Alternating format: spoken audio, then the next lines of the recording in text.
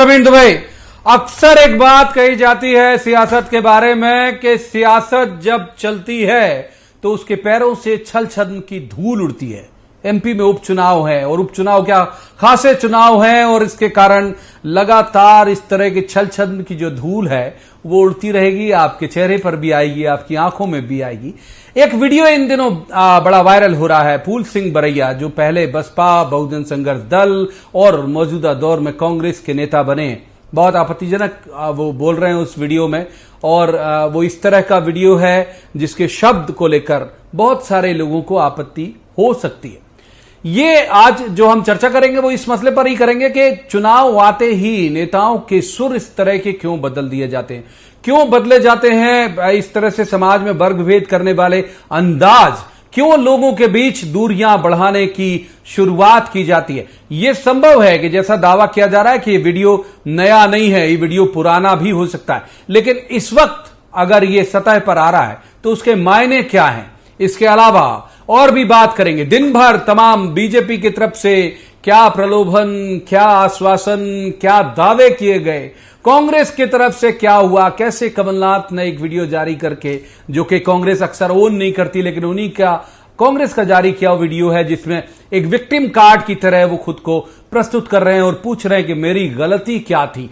तो चुनाव नजदीक है, जाहिर सी बात है इस तरह के वीडियो लगातार आते रहेंगे, लेकिन जो वो कवायद जो लोगों को प्रलोभन देने की हो, वो कवायद जो लोगों को एक खास राजनीतिक दल के पक्ष में करने की हो, वहां तक तो क्षम्य है, लेकिन वो कवायद जो समाज को बांटे, लोगों को बांटे, लोगों के बीच एक तरह की वैमनस्यता फैलाने जैसा प्रयास करे, वो वाकई उसको उसकी सराहना नहीं की जानी चाहिए और उसकी निंदा होनी चाहिए। बात करेंगे, खास पैनल भी हमारे साथ मौजूद है, लेकिन रस्मन पहले आपको दिखाते हैं एक रिपोर्ट, देखिए।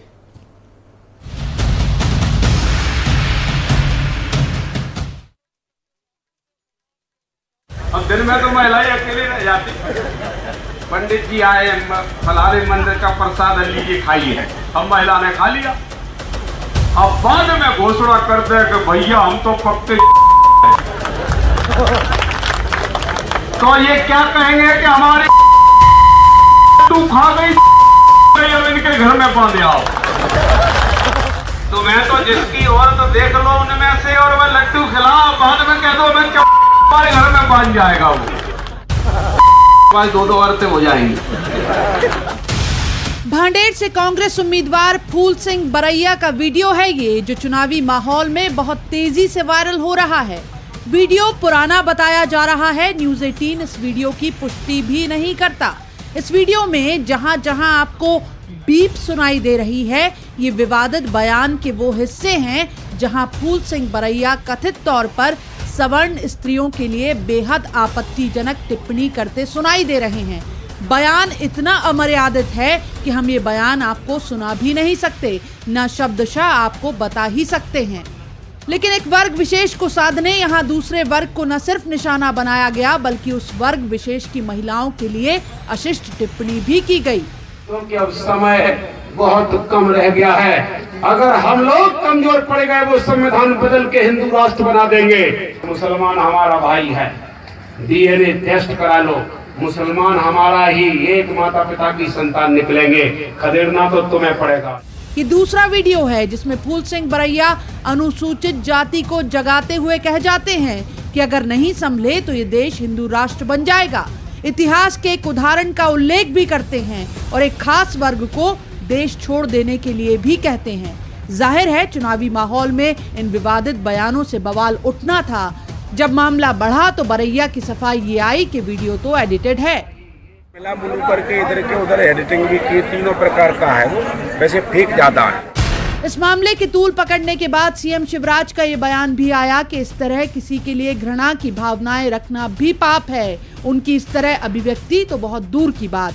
घृणा की राजनीति को हमारे देश में कोई स्थान नहीं है और इसलिए इस तरह की बातें करना ना तो तर्क संगत है ना न्याय संगत है।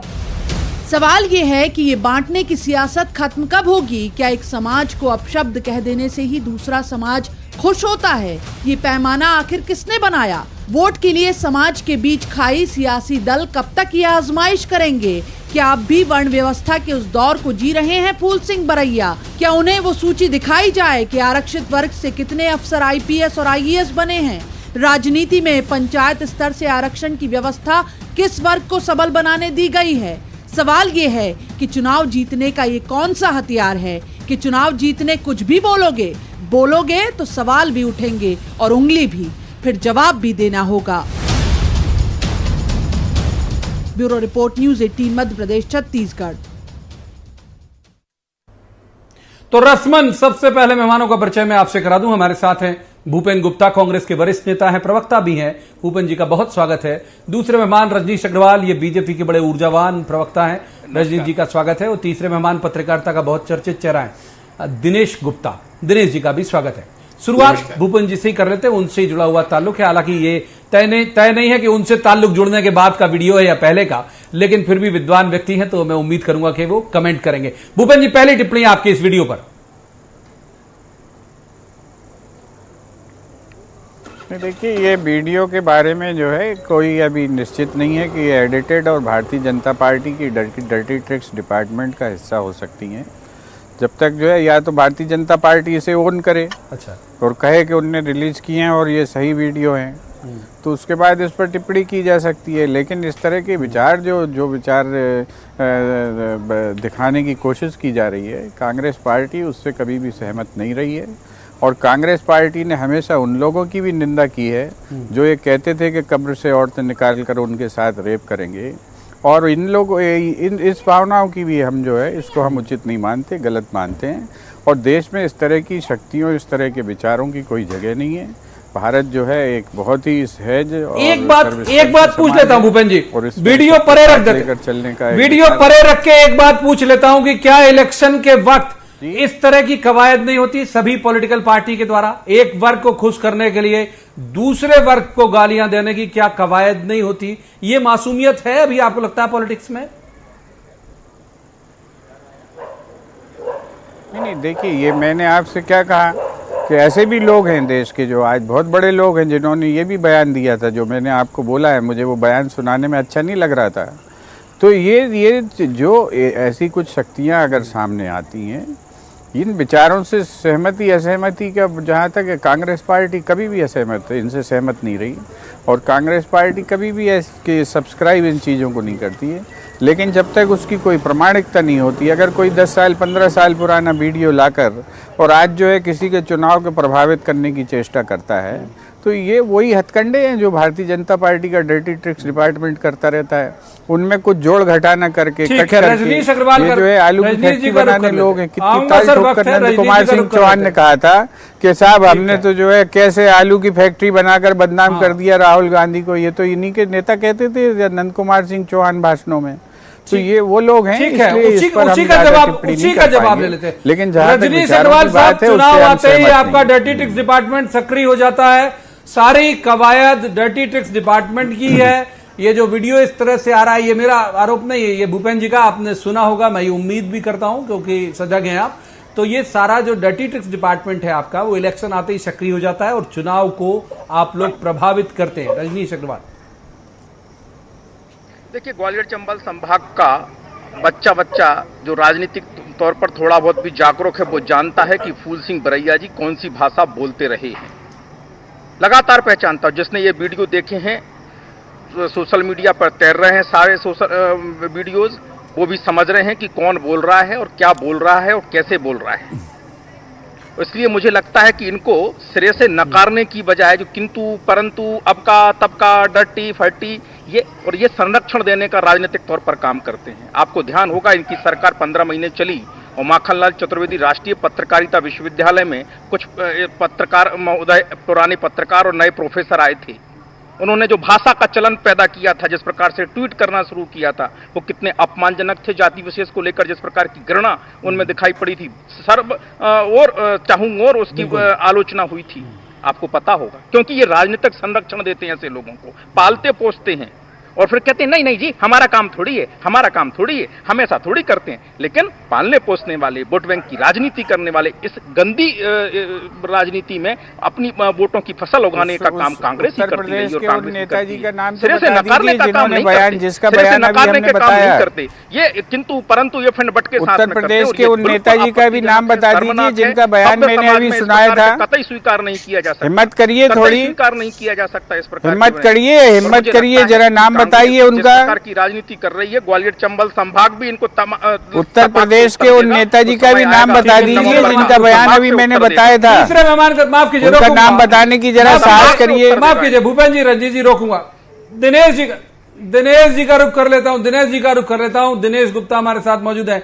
दिनेश जी, ये तो बिल्कुल तय है, आप भी बहुत बेहतर तरीके से उस इलाके की राजनीति को समझते हैं, मैं भी बेहतर समझता हूं। जब से पत्रकारिता की शुरुआत हुई, ग्वालियर चंबल इलाका बिना जातिवाद की राजनीति किए बिना वहां पर सरवाइव करना मुश्किल है। तो आपको लगता है कि ये वीडियो सही है, गलत है, आज का है, कल का है, परसों का है, जो भी है, ये मैटर ऑफ डिबेट हो सकता है। ये बात तो तय है कि वहां का पॉलिटिशियन जाति पर ही बात करेगा, तभी वोट पाएगा। दिनेश जी, देखिए प्रवीण जी, हम वीडियो का तो कोई सर्टिफिकेशन नहीं कर सकते, लेकिन ये बता सकते हैं कि बरैया जी की जो राजनीति है वो किस पृष्ठभूमि से जुड़ी हुई है। उन्होंने, उनका जो विचार है राजनीति में वो कहां से उत्पन्न हुआ, ये किसी से छुपा हुआ नहीं है। और उस दल का ने जो उस ग्वालियर चंबल अंचल में जो राजनीति की वो इसी विचार के साथ की, और इस विचार का हश्र क्या हुआ हम ये भी देख रहे हैं राजनीति में। ये कोई मध्य प्रदेश की राजनीति में ही नहीं देख रहे कि इस तरह के विचारों को वो जो है लोगों ने रिजेक्ट कर दिया कि इस तरह की राजनीति चलेगी नहीं। हमारे देश में कई तरह के विचार चल रहे हैं, उसमें एक विचार ये जातिगत राजनीति का भी विचार है। और इसी विचार की राजनीति में आप देखिए कि तिलक, तराजू और पता नहीं किस किस तरह के जो नारे दिए थे, जो समाज में विभाजन का काम कर रहे थे या अपमानित करने का काम कर रहे थे। आज ये विचार कहाँ है, हम सब देख रहे हैं। उत्तर प्रदेश जहां से इस विचार की उत्पत्ति हुई, वो वहां भी ये विचार टिका नहीं। वहां भी आपको जिन नारों के सहारे आप राजनीति क्या करते थे उन्हें बदलना पड़ा और आपको सर्व समाज का साथ लेना पड़ा। लेकिन मानसिकता है, मानसिकता को बदलने में बहुत वक्त लगता है। तो मुझे लगता है कि जो बरैया जी का ये जो वीडियो होगा या जब उन्होंने ये भाषण दिया होगा, तो हो सकता है कि ये कोई कभी पुराना रहा हो, क्योंकि ये जो दौर है, इस दौर का होता तो एक कम से कम एक आइडेंटिफिकेशन हम मास्क से भी कर सकते हैं कि इस पर बात नहीं करो। ये कब का है, ये तो मैं खुद कह रहा हूं कि मैटर ऑफ डिबेट है, ये कब का है। हाँ, बात यह है कि क्या उस इलाके में उस इलाके की सियासत इस पर चलती है। बिल्कुल बिल्कुल प्रवीण जी, आप ये देखिए इस इलाके की सियासत नहीं था, जो कांग्रेस पार्टी की जो राजनीति थी जिन वोटों पर आधारित थी। आप देखिए कि कहीं ना कहीं उसका जो वोट बैंक का विभाजन हुआ तो उसका नुकसान उसे ग्वालियर चंबल में भी हुआ था। लेकिन जब ये वोट बैंक लौटकर कांग्रेस पार्टी के पास आता है तो जो बरैया जी जो विचार प्रकट कर रहे थे उस तरह के विचार रिजेक्ट हो जाते हैं और कांग्रेस पार्टी को कहीं ना कहीं उसका लाभ होता है। तो इस विचार को यदि फिर से प्रचारित हुआ और फिर से वही विभाजनकारी चीजें हुई तो निश्चित तौर पर ये कांग्रेस के लिए बेहद घातक होगा। ठीक बात है। एक बार फिर से भूपेंद्र जी का रुख कर लेते हैं। भूपेंद्र जी, एक वक्त था, दिनेश जी ने जिसकी तरफ इशारा किया, अक्षर से मैं उसे शायद कोट नहीं कर पाऊं, लेकिन उनके मर्म तक पहुंच गया मैं, कि जो वोट बैंक था आपका, ट्राइबल था आपका, दलित था आपका, ये जो वोट बैंक जो आपका था ये स्लिप हुआ। इसे खींचने के लिए इस बार की भी जो कवायद, कई जगह तो ये हुआ ग्वालियर चंबल में, आपको भी रटा होगा कि कई जगह कांग्रेस तीसरे नंबर पर, कई जगह बीजेपी तीसरे नंबर पर, बसपा ने माहौल बना लिया। तो ये सब खींचने की कवायद तो नहीं है कहीं, ये एक बार फिर से उन लोगों को जोड़ लेना जो चिन्हित हैं। वीडियो को फिर परे रखिए आप, मैं वीडियो पे बात नहीं कर रहा हूं, उन लोगों को जोड़ लेना जो चिन्हित हैं इस तरह के भड़काऊ बात कहने के लिए।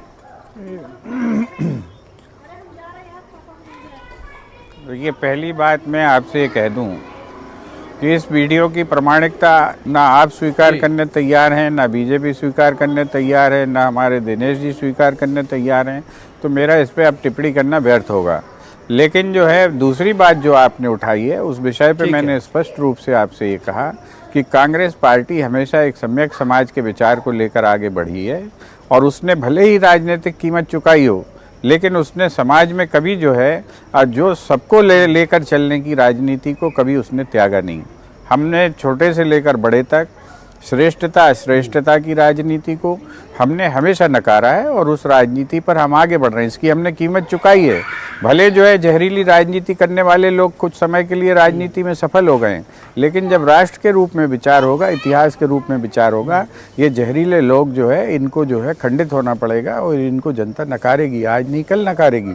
आज भले हमें कीमत इसकी चुकानी पड़ी हो। ठीक है, आज के डिबेट से जुड़ा हुआ दूसरा वर्गों के लिए कल्याण आज के डिबेट से जुड़ा हुआ दूसरा विषय ले लेते हैं भूपेन जी, दूसरा विषय ले लेते हैं आज के डिबेट से जुड़ा हुआ।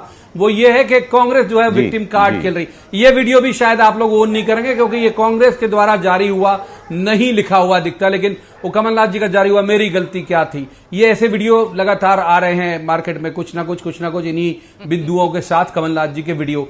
तो ये ऐसे लग रहा है कि कांग्रेस जो है वो विक्टिम कार्ड खेलना चाहती है वोटर के सामने। नहीं, इसमें विक्टिम कार्ड क्या है? कमलनाथ जी ने कई जगह भाषण दिया है कि मेरी गलती क्या है, और ये पूछना जनता से कौन सी गलत बात। आज हमने कुछ काम किए हैं, हमारी सरकार ने काम किए हैं, कमलनाथ जी ने काम किए हैं, और 15 महीने में वो करके दिखाया जो 15 साल की सरकारें जिस पर सोती रहीं, 15 साल की सरकार जो लूट खसोट में लगी रहीं। आपसे मैं पूछना चाहता हूं कि बोले हिम्मत के साथ ये साहस से बयान क्यों नहीं देते शिवराज सिंह जी कि उन्होंने कितनी शासकीय गौशालाएं बनाई 15 साल में। कमलनाथ जी ने तो 1000 बना दी, इसका सबूत जो है उनकी खुद की सरकार दे चुकी है। क्यों नहीं हिम्मत से कहते हैं वो कि 27 लाख किसानों का कर्जा माफ हुआ है कि नहीं हुआ है? क्यों गोल गोल यहाँ और वहाँ की बात करते हैं? जब झूठ बोला जाता है तो कई चीज़ों को में लपेट कर बोला जाता है। आज से शिवराज सिंह जी में हिम्मत नहीं है, साहस नहीं है। वो बोले कि साहब कोई बजट में हमने धन की व्यवस्था नहीं करी थी, जो झूठ बाहर आकर बोलते हैं हम उनको जो है विधानसभा की बजट की किताबें उनके सामने रख देंगे। आप ये जो समस्या है ये झूठ बोलने और लोगों को गुमराह करने की राजनीति की समस्या है। अब तो पूरा कांग्रेस का मंच हो जाए। रजनीश अग्रवाल जी का रुख कर लेते हैं। रजनीश जी, ये दो चीजें, एक तो ये कि जहर फैलाने की राजनीति करने का की जिम्मेदारी कांग्रेस ने के बकौल कांग्रेस आपके पास है, ये आरोप है आपके ऊपर। और दूसरा इस तरह के जो वीडियो आ रहे हैं, बिल्कुल दूंगा भाई। दूसरा ये जो वीडियो वायरल हो रहा है इस तरह के विक्टिम कार्ड वाले, उस पर देखिए, पहली बात तो ये है कि ये मैंने कहा कि गंदी घटिया राजनीति करके परे होने का जो काम करने का प्रयास करते हैं, इसमें आजकल ये हो नहीं पा रहे हैं, पकड़े जा रहे हैं, एक्सपोज हो रहे हैं। इन्होंने इस प्रकार की राजनीति, घृणित राजनीति कमलनाथ जी ने क्यों खंडन नहीं किया, क्यों स्टेटमेंट नहीं दिया कि फूल सिंह बरैया जी का अगर पुराना भी है तो हमें कांग्रेस स्वीकार नहीं करती? क्यों इसको बढ़ावा दिया? डर्टी पॉलिटिक्स होगी, यहाँ का होगा, वहां का होगा, हम विचारों को स्वीकार करने क्यों नहीं करते? मैंने कहा कि एक प्रोफेसर महोदय मैं प्रतिनिधि हूँ पार्टी का, विश्वविद्यालय में मैं पार्टी का प्रतिनिधि हूँ, मैं बोल रहा हूँ, बढ़ावा देते रहे। और इसीलिए लंबे समय तक ये इस प्रकार की आप नाम लेने तैयार हो जिन्होंने यूपी में भाषण दिया था कि हम कब्र से निकाल कर बलात्कार करेंगे? जवाब दीजिए, उनका नाम बताइए, कौन थे वो नेता तुम्हारे? भूपेन जी जरा सुन लो, जवाब दीजिए, उनका नाम बताइए भाई। जरा सुन लो, बीच में नहीं बोलता मैं, बीच में नहीं बोलता। भूपेन जी उन्होंने नाम बताइए उन नेता का आपके जिन्होंने ये बयान दिया था। अरे चुप रहा करो भूपेन जी, बीच में मत बोला करो, मैं नहीं बोलता, बीच में अच्छा नहीं लगता। आप बड़े बुजुर्ग नेता। अरे नाम बता दो उनका, हम चुप ही रहेंगे, हम तो नाम सुनना चाह रहे हैं तुम्हारी जुबान से। कितने न्यायप्रिय हो ये बताओ जरा। बाकी सब कह लो रजनी जी, बुजुर्ग, अरे बुजुर्ग मत कहो भैया। घटिया राजनीति, ये जो आपके फूल सिंह बरैया टाइप हमने बताया, उनका नाम तो बताओ। बांटने वाली राजनीति हम स्वीकार नहीं करेंगे और सभ्य समाज भी स्वीकार नहीं करने वाला इस प्रकार की घटिया राजनीति को। दूसरी बात जो आपने कही, कमलनाथ जी जाएं, आपके किस नेता ने ये बयान दिया था उसका नाम बता दीजिए प्लीज। कर्जा माफ नहीं किया, कर्जा माफ इन्होंने जनता का नहीं किया, बेवकूफ बनाने का काम किया। आपके नेताजी का बयान बता दीजिए, कौन नेताजी थे? मुख्यमंत्री कन्यादान योजना में उन्होंने पाप किया, इन्होंने युवाओं के साथ में पाप किया, सरकारी भर्ती पर अघोषित प्रतिबंध लगाने का पाप किया, इन्होंने विकास की बड़ी परियोजनाओं को रोकने का पाप किया, इन्होंने मध्य प्रदेश के विकास को थामने का पाप किया, इन्होंने लगातार जो मध्य प्रदेश की किसानों की प्रगति हो रही थी उसको रोकने का पाप पूरे हो जाएं तो मुझे मौका दीजिएगा बोलने का प्रवीण जी। जनता जवाब देगी इनके पाप की सीरीज पूरी हो जाए तो फिर मुझे ये अंताक्षरी नहीं खेलने दूंगा, माफी। तीसरे का रुख करूंगा। रंजीत जल्दी बात पूरी करिए, दिनेश जी का रुख करेंगे। अंताक्षरी ये आप अंताक्षरी तो करा ही रहे हो, काम करते हैं, लेकिन वो कांग्रेस की पार्टी जो है पूरी सीरीज पूरी हो जाए तो मुझे बताइए। एसडीएम के चेहरे पर काले पोतता है, वो कांग्रेस में बना रहता है। ये नेता का नाम दिया, यूपी के नेता का नाम तो बताओ भाई। दिनेश जी का रुख करूंगा, दिनेश जी का रुख करूंगा। दिनेश जी का रुख करूंगा, दोनों को रोकूंगा, माफ कीजिए, दिनेश गुप्ता जी का रुख करेंगे हम, दिनेश जी का रुख करेंगे। दिनेश जी ये सब चीजें आपको लगता है, कई बार हमने देखा है कि तात्कालिक प्रभाव होता है, शिफ्ट होता है वोटर किसी भी एक बात को लेकर, माने उसे अच्छा लगता है तो भी बल्क में शिफ्ट होगा, बुरा लगता है तो भी बल्क में शिफ्ट होता है, अब या तो पक्ष में या विपक्ष में। ये चीजें बिल्कुल चुनाव नजदीक होता है तो प्रभाव डालती हैं, आपको लगता है? और अगर मान लीजिए बीजेपी से ठीक से कैश करा पाई तो नुकसान हो सकता है कांग्रेस को। देखिए प्रवीण जी, ये भी इस बात पर निर्भर करता है कि जो वोटर की मानसिकता क्या है, क्या वो उस राजनीतिक दल से, उस राजनेता से अपने आप को एसोसिएट करता है क्या, या वो राजनेता जनता से अपने आप को एसोसिएट कर पाया क्या। ये जितने जो एक्सरसाइज होती है इस तरह की, जिसे हम कह सकते हैं कि जो है मनोवैज्ञानिक जो है एक दबाव बनाने की वोटर पर, ये मनोवैज्ञानिक पहुंच की जो कोशिश होती है, उसको जो है कुछ हद तक तो एक जो है चर्चा का विषय तो बनता ही है। आज यदि कमलनाथ जी अपने आप को एक जो है ये पीड़ित, प्रताड़ित, कुछ भी आप कह सकते हैं, तो वो अपने आप को एक स्वरूप में तो प्रस्तुत कर रहे हैं कि मैं यहाँ जो है एक पीड़ित पक्ष हूँ, तो उनका ये जो अपना आपको पीड़ित के तौर पर प्रस्तुत करना, तो कहीं कुछ लोगों के लिए जायज भी लग सकता है कि हाँ ठीक है। कुछ लोग ये कह सकते हैं कि अच्छा हुआ चलेगा, नहीं तो कर क्या रहे थे 15 महीने में, ये नहीं किया वो नहीं किया। तो एक डिबेटेबल चीजें हैं, और चुनाव में इन सब चीजों का वोटर बहुत इंटरटेनमेंट करता है। ऐसा नहीं है कि उसको जो है, और इलेक्शन केवल सीरियस आरोप प्रत्यारोप पर ही चलेगा, फिर वोटर को एंटरटेनमेंट का ख्याल कौन रखेगा। उनके लिए भी तो कुछ चीजें चाहिए होती है जो बयानों से मिल जाती है या इस तरह के वीडियो वगैरह से मिल जाती है। एक बार रजनी जी का रुख कर लेते हैं, वो कुछ बोलना चाह रहे हैं। रजनी जी माफ कीजिए, भूपेंद्र जी संक्षेप में, फिर रजनी जी के पास जाऊंगा। पहले भूपेंद्र जी, फिर रजनी जी। भूपेंद्र जी देखिए, अभी जी मैं ये निवेदन करूं कि ये जो सारी डिबेट हो रही है, क्या मध्य प्रदेश के लोग और आपका चैनल और सारे चैनल जितने हैं सबने ये दिखाया है, क्या भूल गए कि मध्य प्रदेश के मुख्यमंत्री ने किस तरह से माई के लालों को ललकारा था? क्या वो जाति विशेष के लिए नहीं थे वो सारे शब्द? क्या जो है मुख्यमंत्री ये नाम लेने में क्यों हिचकते? मैंने इनके 2 मंत्रियों के अभी नाम बताए, उत्तर प्रदेश के एक नेता का हमने बयान सुनाया। सर इतना गोयम साहस है कि उनका नाम बोले, ये बताएं कि ये माई के लाल बोलने वाला कौन था, और माई के लाल करके किसने ललकारा था जातियों को? लानत है घटिया और भाषा को किसने बोला था माई का लाल? बताइए, किसने ललकारा था जातियों को? बताइए जरा, घटिया भाषा को कौन नेता था वो? शर्मनाक भाषा को किसने ललकारा था? किसने ललकारा था जातियों को? बताइए आप, को डिफेंड कर रहे हो? किसने ललकारा था जातियों को? बताइए आप, किसने कहा था माई का लाल? आप वरिष्ठ नेता हो, किसने ललकारा था जातियों को? बताइए आप, आपको इतने घटिया किसने ललकारा था जातियों को? बताइए। फूल सिंह बरैया की, अरे हम आप घटिया, आपकी जुबान आपको सुना रहे हैं तो घटिया लग रही है, आपकी भाषा आपको सुना रहे हैं तो घटिया लग रही है।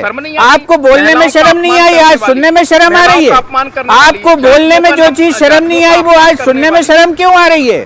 आप बताइए ना, आपको जो बात सुनने में शर्म लग रही, बोलने में क्यों शर्म नहीं आई?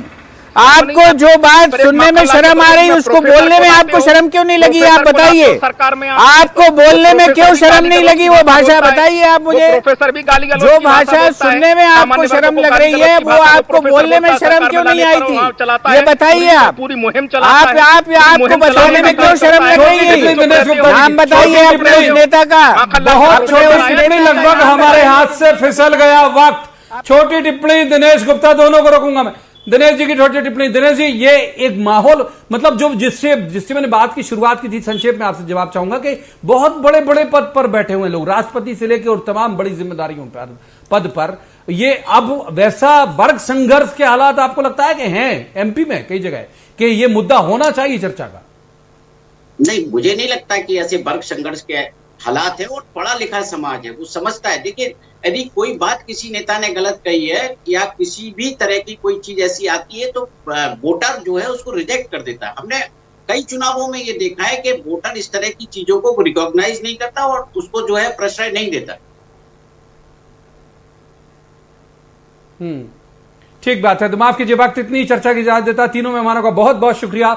लेकिन जाते जाते मैं एक बात जरूर बोल पाऊंगा, दिनेश जी की बात यदि अक्षर से सही हो पूरे मध्य प्रदेश में तो ज्यादा बेहतर है कि इस तरह के बयान ये वीडियो सही है गलत है जो भी है, ये बात की चर्चा का विषय है। लेकिन इस तरह के बयान जो भड़काते हों, आपको वर्ग के बीच में काटते हों, एक कौम विशेष के खिलाफ आपको खड़े करते हों, तो उसे खारिज करिए हर हालत में अपने सिरे से। कोई फर्क नहीं पड़ता कि वो नेता किस पार्टी का है, चाहे इस पार्टी का या उस पार्टी का। सांप्रदायिक सौहार्द और लोगों के बीच का प्रेम किसी भी सूरत में मरना नहीं चाहिए। और ये मुझे बिल्कुल नहीं लगता, मैं दिनेश जी की बात से सहमत हूं कि एमपी में इस तरह की कोई हालात है कि जो वर्ग संघर्ष जैसी स्थिति बन रही हो। आज की चर्चा में इतना ही। कल किसी खास मसले पर खास पैनल के साथ बैठेंगे और कहेंगे जवाब तो देना होगा। तब तक आप देखते रहिए न्यूज़ 18 मध्य प्रदेश छत्तीसगढ़।